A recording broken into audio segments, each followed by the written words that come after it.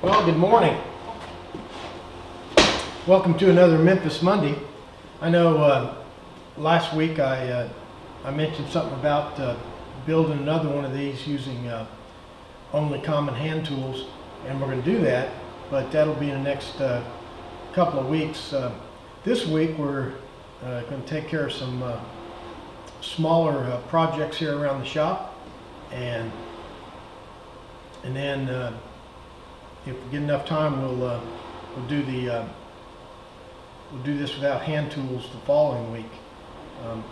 But I want to put enough effort into it because it seems to be important to a lot of, especially kids that want to build one of these, but they don't really have the fancy tools. So I'm going to show you how to build it using common hand tools, but that won't be for a couple of weeks. Okay, so we've got several projects here, several possibilities, and let's make them a surprise and knock off the chatter and get to work. The first thing we're going to work on is on this project we did last week. The shelves are about 3/16 to a quarter too wide and won't let this door shut.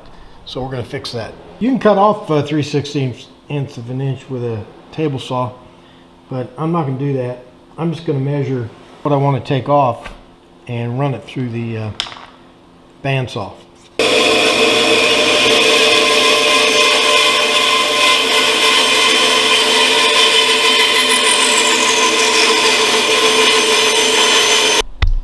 When I built my big toolbox there, I came real close to throwing my old toolbox there away. But I brought it back in the shop for some reason, and I've decided to turn it into a mobile tool stand because it got wheels on it, got drawers. So I'm going to install a top on it. So let's do that now. This is how I'm going to hook this top on. I put this little filler piece in to take up the gap. It's about 5/8 inch gap, the lip around this steel thing, and then the actual top will fit on there like that. Let me show you how I'm going to line that up. To line up the sub top to the main top, all I did is draw an X and Y axis on both, right in the center, and then all I have to do is line up those lines, and I know it's centered.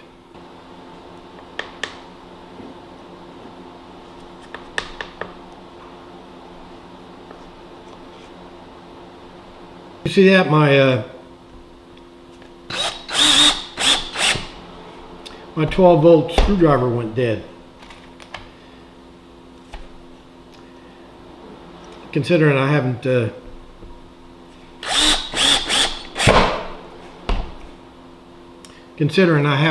charged it in about 3 months, that's pretty good. What I'm doing here is putting pilot holes into this lip here, because I'm going to put screws in from the side to hold the top on.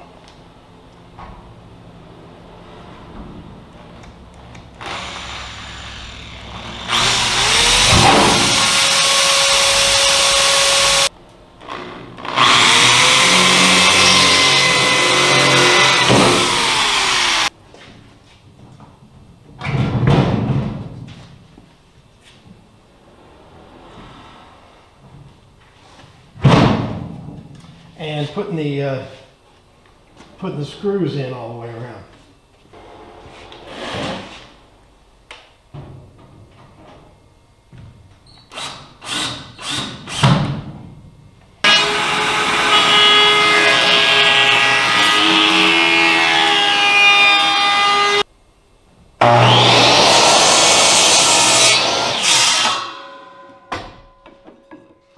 This trim I'm putting on is not decorative. It's made out of oak. You saw me doing it on the router over there. And it also provides a 1 inch, actually about a 3/4 of an inch lip all the way around.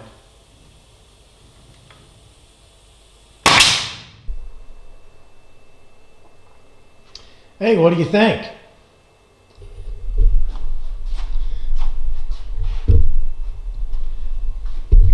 Death to old ugly or not? Have to sleep on it. Oh, ugly's been awful good to us.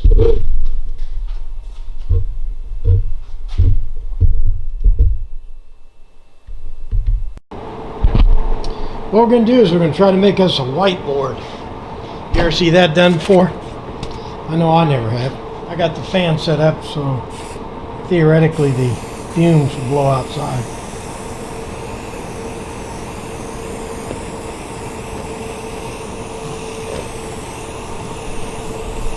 They'll blow outside right on my truck. Well, I got that plywood painted. What I got here is an old picture frame with a piece of glass in it. I cleaned this side of the glass and I'll put my whiteboard down against that glass right there. And I think I'll put another piece of plywood in here to continue to fill the gap up.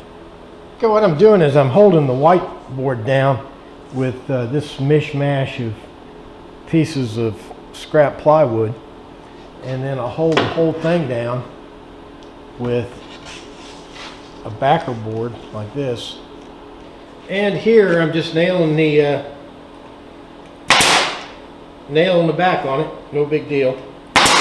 Now I ask you, what's the good of having a whiteboard if you can't drive yourself crazy with it? And in that regard, this arc I cut for the box with the curved front, it has a radius, a chord here of a circle. So the question is, what is the radius that's associated with this arc here? Because if you don't know the radius of that circle, then you can't draw this. Let's I'm going to show you how it's how you figure it out. Okay, what we have on that arc, let's just draw a theoretical circle here.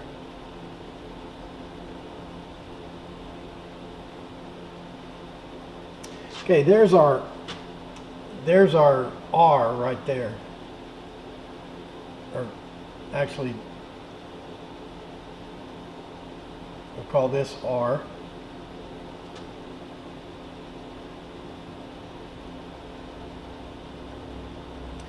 Okay, this is the chord right here, and this is our arc. And what we want to know is, we want to draw this arc. We want to know how long to make this R here. Okay, the things we know that our arc is going to start and end right there, and we know that distance, we're going to call that C, equals 30 inches. We also know that the arc at the center here is going to be 1.5 inches, and we'll call that X, and we'll call this C. So, and that's going to be 1.5 inches. So X equals 1.5. Now, what is the distance between here and here? Well, that distance is R minus X. So now you may see that we have a right triangle right here. and the Pythagorean theorem kicks in. If you remember that, a squared plus b squared equals c squared. So if we say this is A, this is B, then this is C, this is what we're looking for. We can now take this and come up with a formula to figure out what R is. Okay, let's just plug the numbers in here. We said that A squared plus B squared equals C squared. So let's call this Rx here, or this R minus X. So that's R minus X squared plus C. But you can see that this C is from here to here. So this isn't this isn't C. This is actually half of C. So the convention for writing half of C, you could write 1/2 C, or you just put C over 2. So this is plus C over 2 squared. And that all equals R squared. Okay, so there you can see that we have an algebraic formula now to figure out what R is, and we know to the variables. We know C and we know X, and we're looking for R, so we can figure that out. Okay, let's leave this up here and move on. Okay, we could just take this formula right here and plug these numbers into it and come up with the right answer. But it would be pretty hard. So what we want to do is we want to simplify this first. Well, if you remember any of your high school algebra, you remember that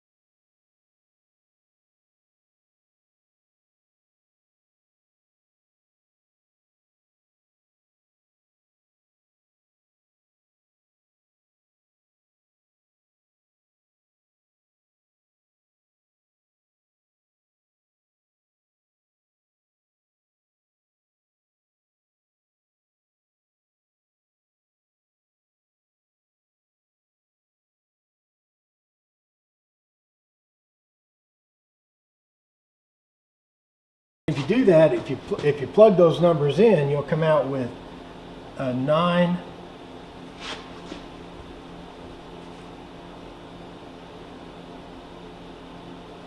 plus 900. See, 4 times, see, x 1.5. I think that's 2.25, and then you multiply that times 4, and you come up with 9. And plus 900, and then it's all divided by 12.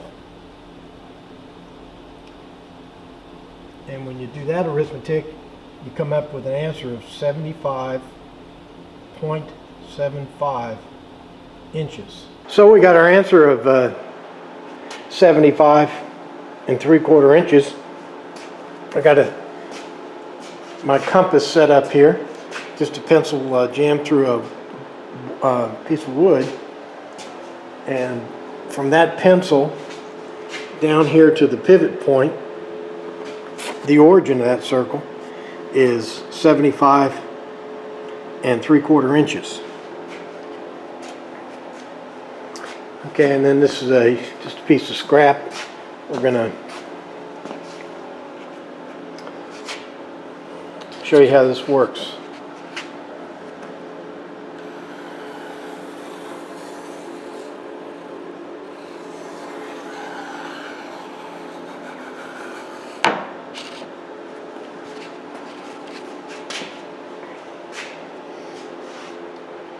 And there you can see we have the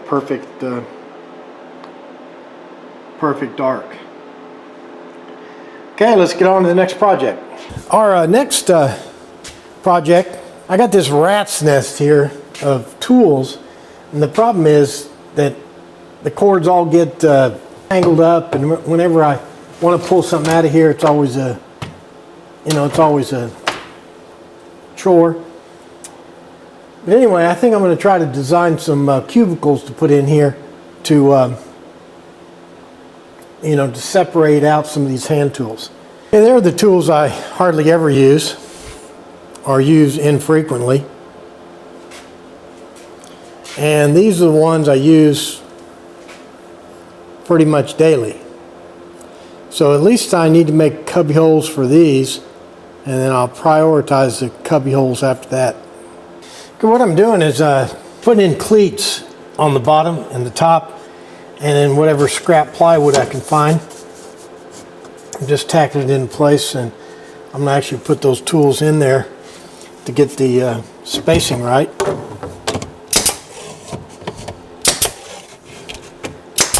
This is working out real good. I think I'm just going to continue this system. I'll go up there, and I can also clean these. I got jigs and stuff up there. I can move that stuff and put some stuff over there. I was about ready to relegate this 90-degree drill to my Skid Row shelf, but ironically, I now need it.